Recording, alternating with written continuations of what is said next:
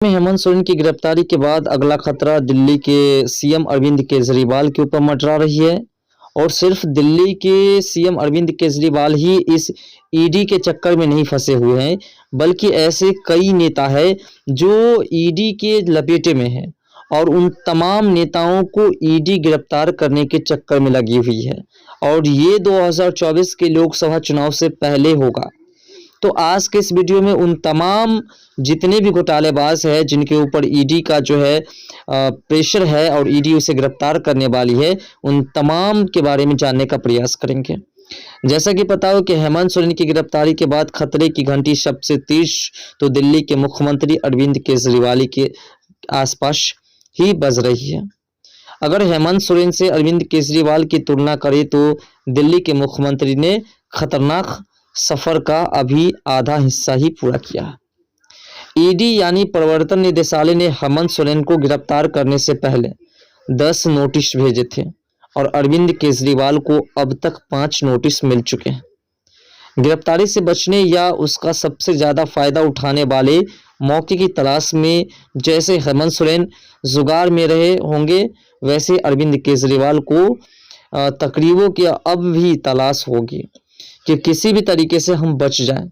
लेकिन इसमें सिर्फ अरविंद केजरीवाल ही नहीं है, बल्कि इसमें और कई नेता हैं। उन तमाम नेताओं के बारे में विस्तार रूप से नीचे समझने का प्रयास करेंगे। वीडियो में अंत तक जरूर बन रहेगा। अरविंद केजरीवाल कोई देश के अकेले मुख्यमंत्री नहीं है जो ईडी के जांच के रडार पर सबसे ऊपर चल रहे हैं। उन्हीं की तरह तेलंगाना के नए नवेले मुख्यमंत्री जो रेवंत रेड्डी है वो है, केरल के मुख्यमंत्री पी विजयन और आंध्र प्रदेश वाले जगनमोहन रेड्डी भी कतार में बने हुए हैं। और साथ साथ बिहार के मुख्यमंत्री पूर्व मुख्यमंत्री लालू प्रसाद और उप मुख्यमंत्री वो भी पूर्व उप मुख्यमंत्री तेजस्वी यादव भी रडार पर है। जगनमोहन रेड्डी भी तभी तक खैर मना रहे हैं जब तक वो केंद्र में सत्ताधारी बीजेपी के साथ हर हाल में दोस्ती का हाथ बढ़ाकर चल रहे हैं। लेकिन इसे पता नहीं कि बीजेपी एक ऐसी पार्टी है और केंद्र में ऐसी सरकार है, वो किसी को बख्शने वाले नहीं। वो बीजेपी पार्टी के हो या विपक्षी के हो, सभी को वो जेल के अंदर डाल करके रहेंगे।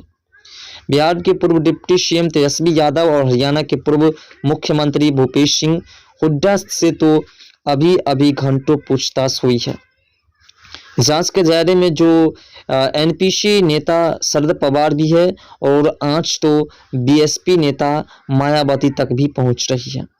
देखना है कब किसकी बारी आती है और कब उसको गिरफ्तार किया जाता है।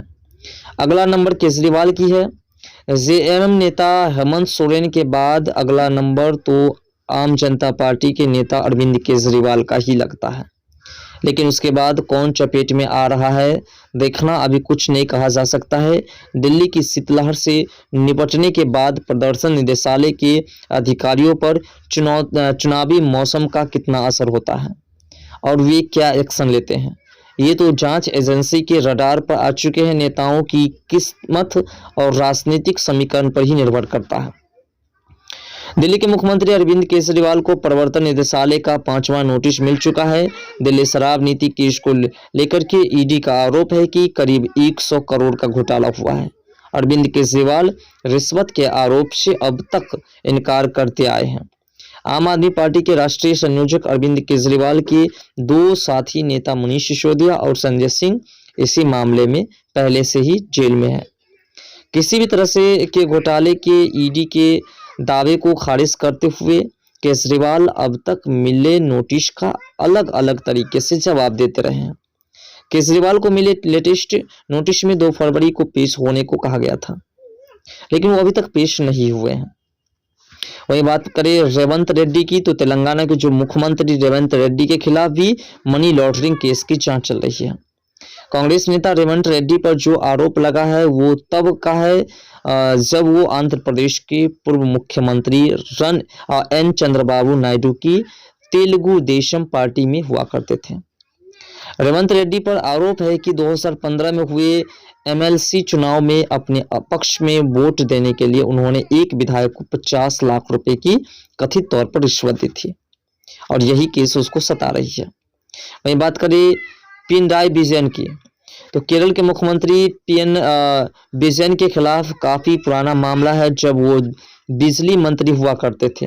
ये मामला कनाडा की एक फर्म को हाइड्रो इलेक्ट्रिक प्रोजेक्ट का ठेका देने में हुए भ्रष्टाचार से जुड़ा है।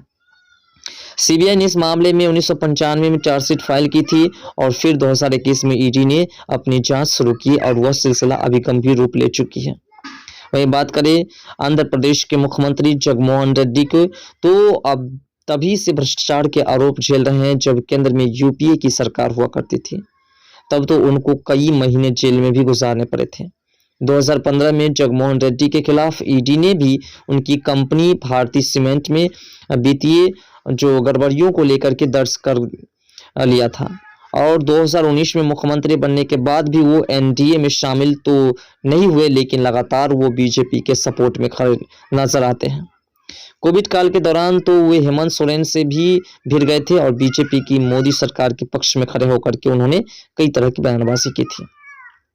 वही बात करें झारखंड के साथ ही यूपी बिहार के भी कई नेता हैं, जिसमें आपको पता ही है कि बिहार में सत्ता से हाथ धोने के अगले ही दिन पूर्व डिप्टी सीएम तेजस्वी यादव को कई घंटे ईडी दफ्तर में गुजारने पड़े। तेजस्वी यादव की ही तरह उनके पिता और बिहार के पूर्व मुख्यमंत्री लालू यादव और मां राबड़ी देवी भी आईआरसीटीसी केस और नौकरी के बदले जमीन मामले में मुख्य आरोपी हैं। आईआरसीटीसी यानी कि रेलवे के जो बहाली हुई थी, रेलवे की जो नौकरी हुई थी, उस नौकरी में उन्होंने नौकरी देने के बजाय लोगों से जमीन लिखवाई थी और यही मामला चल रहा है। उत्तर प्रदेश के पूर्व मुख्यमंत्री अखिलेश यादव भी गोमती रिवर फ्रंट प्रोजेक्ट और खनन केस में ठेका देने के वाले में ईडी की जांच के दायरे में आ चुके हैं। सीबीआई भी इस मामले की जांच कर रही है।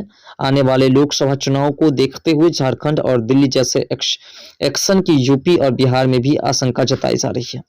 जिस प्रकार से दिल्ली में और झारखंड में एक्शन में है ईडी, उसी प्रकार से बिहार में भी और यूपी में भी एक्शन में आएंगे।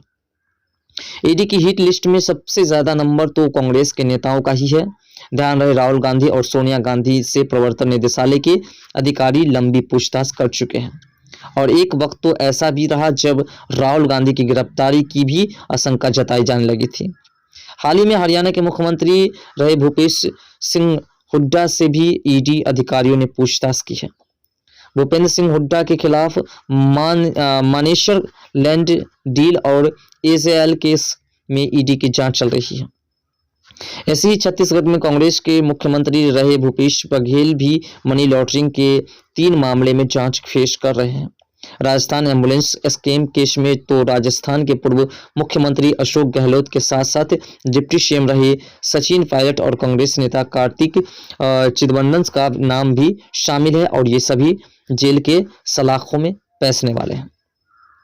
गुजरात के कांग्रेस नेता और पूर्व मुख्यमंत्री शंकर सिंह बाघेल के खिलाफ भी ईडी ने 2016 में एक केस दर्ज किया था।